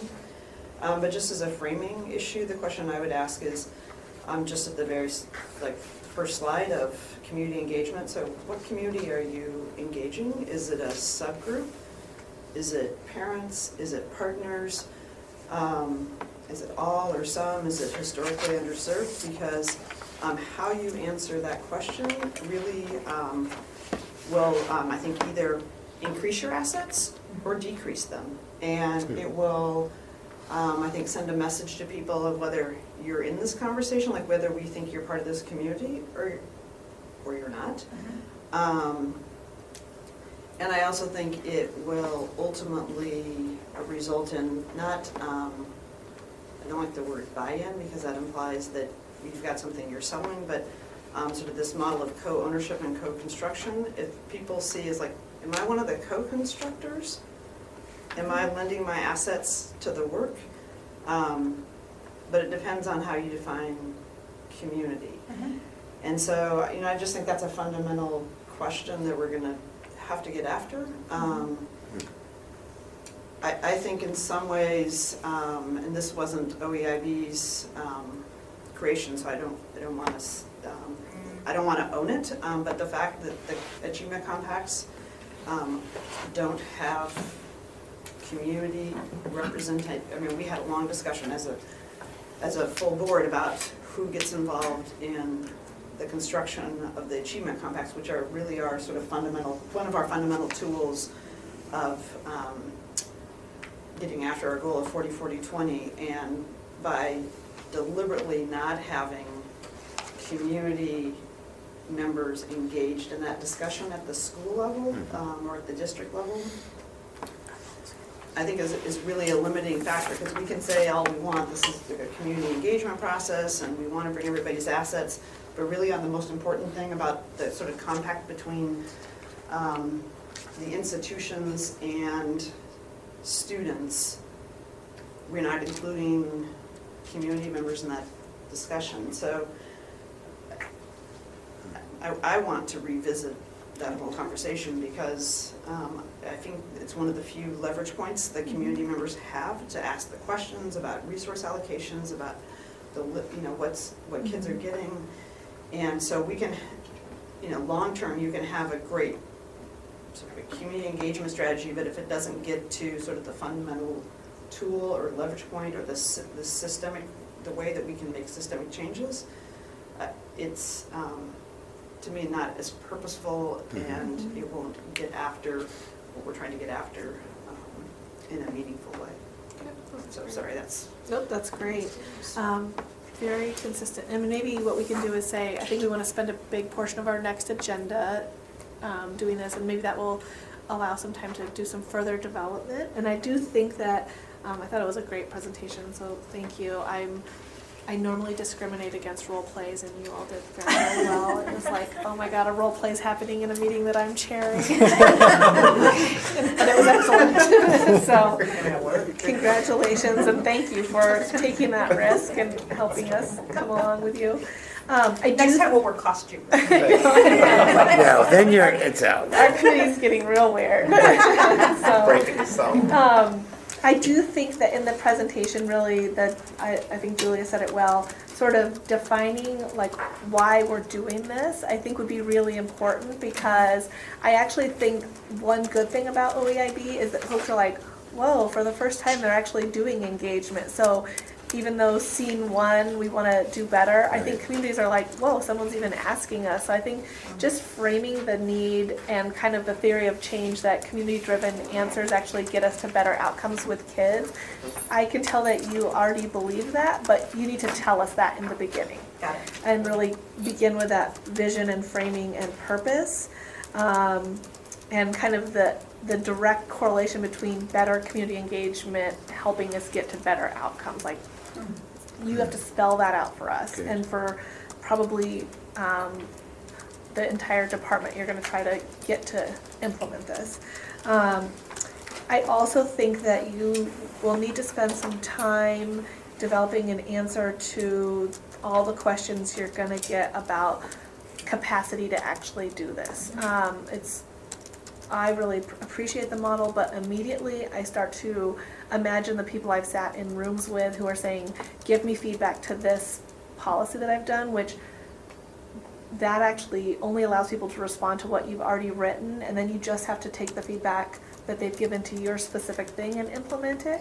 Opening up the conversation, which I believe is a better practice, actually puts you on the hook to do a whole lot of additional work, and opening up the strategy to building long-term relationships. Again, it's a much better strategy, but do you all actually have the capacity and willingness and the right staff to do it? Because if you say you're going to do it and then you don't have any of those tools or resources in place to follow it, it will be suddenly one more thing that gets put into the historical context as a failure. So I would think long and hard about that.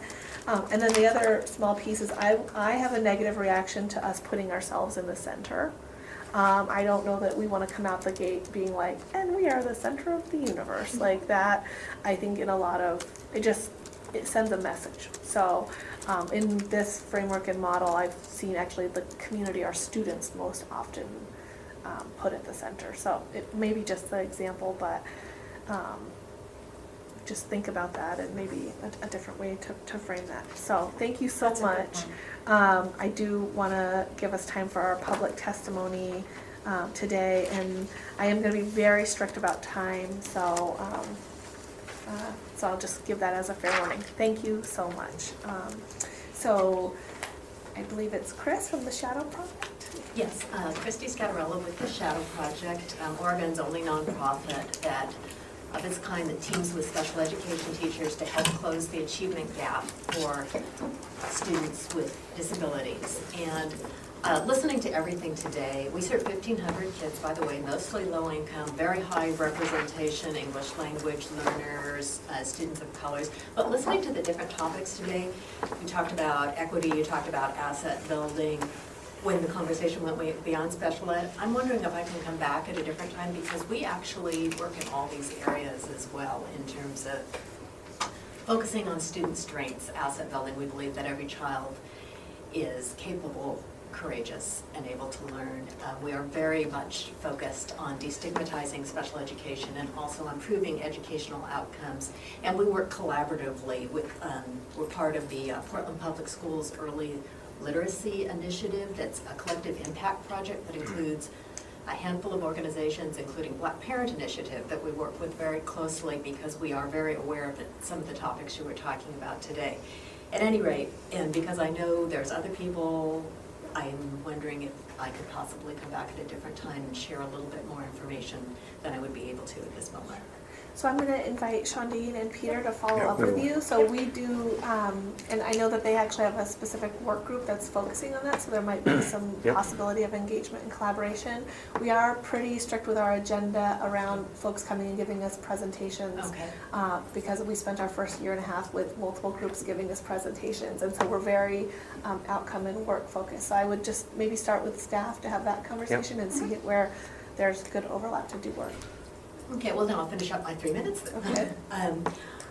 For us, it's, we work with, our program is grounded in research, same thing that drives the Chalkboard Project and Gates Foundation, that an effective teacher has more impact on student outcomes than anything else under the control of the school system. So we empower and equip special ed teachers through professional development, programs in their classrooms, and tools and resources to engage with students who are at the highest risk of school failure and to transform that special education classroom into a place where kids who learn differently can thrive, and to be so proud of themselves and who they are that they invite their mainstream peers into the special ed classroom to talk about their work and talk about the Shadow Project, and that has had a huge impact on, we have kids, mainstream kids, lined up to come into the special education classroom because they think it's such a cool place to be.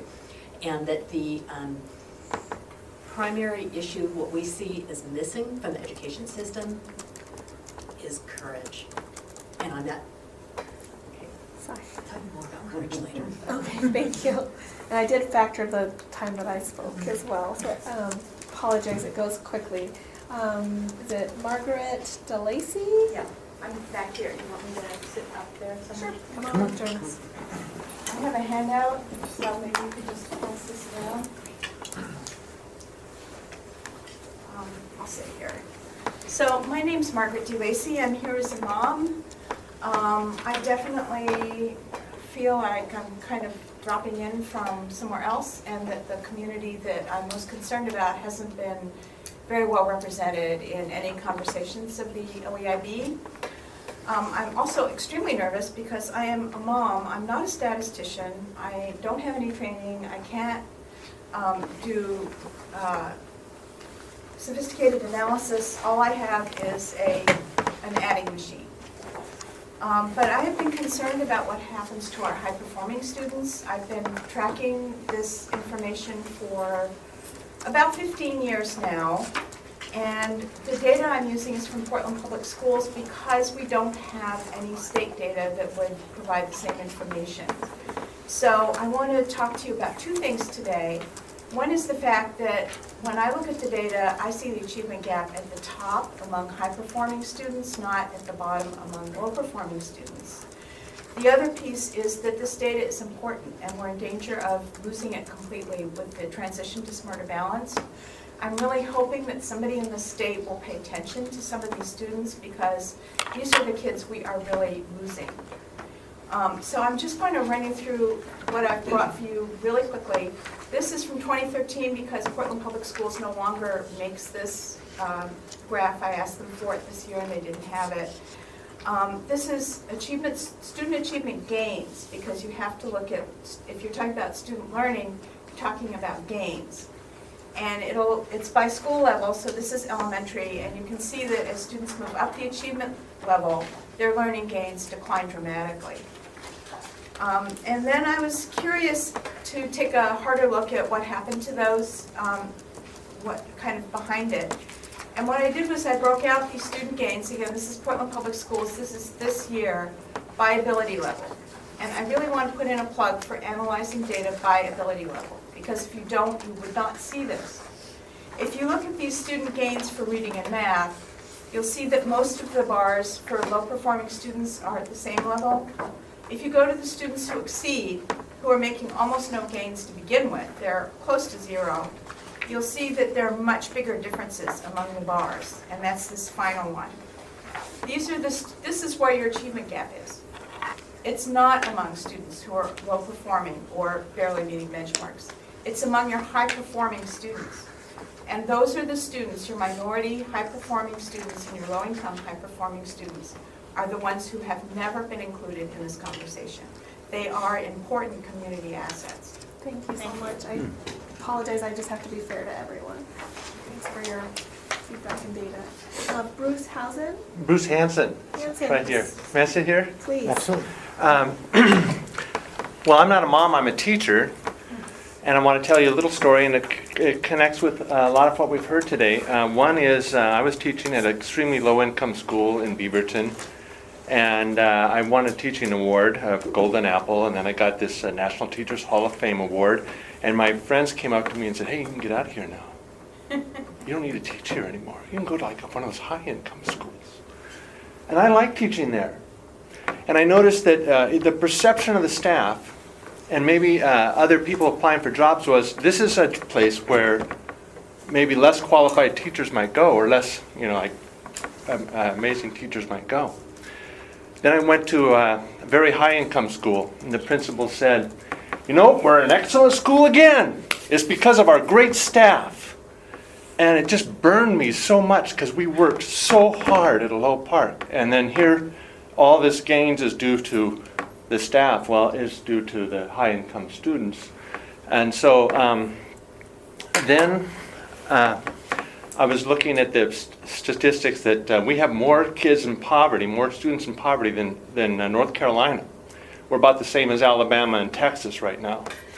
And there's only one state in the union that has a special credential for teachers of poverty, teachers who teach children of poverty, and that's South Carolina. I called them up the other day and said, how many teachers get this credential? Hardly any. The reason, I'm guessing, is that there's no support for these teachers who get this credential. There's no additional honor or no additional pay, or there's no, the schools don't get more support because of their staff is more highly qualified. I presented before the TSPC. I have meetings down there. ODE, Superintendent Batista, the guy in charge of equity, has pushed through a special credential in Oregon for teachers who teach gifted kids. Gifted kids have wonderful advocates, moms who have the courage and brains to come in and present, but these poor kids don't. I think we need an equity credential or a under-resourced learner credential. And OEIB, you have the I in OEIB. Maybe I was talking to Don Grotting, superintendent of Reynolds, and he said, if I could get a credentialed teacher, special credentialed teacher, I'd hire him, but there's no money for that. Okay. Anyway, so I just want you to think about that. Thank you. And I just want to say, we love an OEIB public comment period where we have moms and teachers. I know you do. Pretty awesome. Yeah. So, and some great nonprofits as well. So, Anna Olivia, would you join us? And I'm going to be equally strict with everyone on time. As well as I have true. That's why I wrote bullet points. So first of all, how about outcomes in the center of the framework instead of somebody? Because the outcomes are what everything is leading to. So what about the outcomes? Then on feedback, what you said was really important. Who do you want feedback from? And the place is huge. For example, Salem's second largest district in the state, parents of 7,000 plus ELL students are a significantly different group than in the other 2 or 3 largest districts. And to get below the layers of distrust and misunderstanding as well as lack of knowledge, you have to give them more than 1 hour, and that's that. We've had a visit recently that was 1 hour, and parents were just getting going with all of their things. They're not succinct. They go in 5 directions. They haven't been to a master's degree where you have to comprehensively put a paragraph together. You can't do that. You're not going to get real feedback. You need to go through community organizations that can organize. Fine. But we have a lot of people that can, and the stories on the ground that everyone thinks about special ed, I don't know if you know this, but they would be really angry looking at this research. It's a dangerous piece, not yours, but dangerous research is when you get one little nugget that doesn't have any context. First of all, it doesn't offer any place for critical thinking. So for it to just go out to the public is identical to CBS putting out. Research has shown that vitamin B will either kill you or really help you, and whatever they say that day, everybody goes out and does it. And so it's not worth much. And the title of the research looks like it's really comprehensive, but it's not. It leaves out all kinds of stuff, right? And so I know you guys know that here, but to go out in the public with it, it's worse than useless. It's scary to me. That's about it. Okay. Thank you. Great job staying on time. Okay, that concludes our meeting. Thank you everyone for joining us today.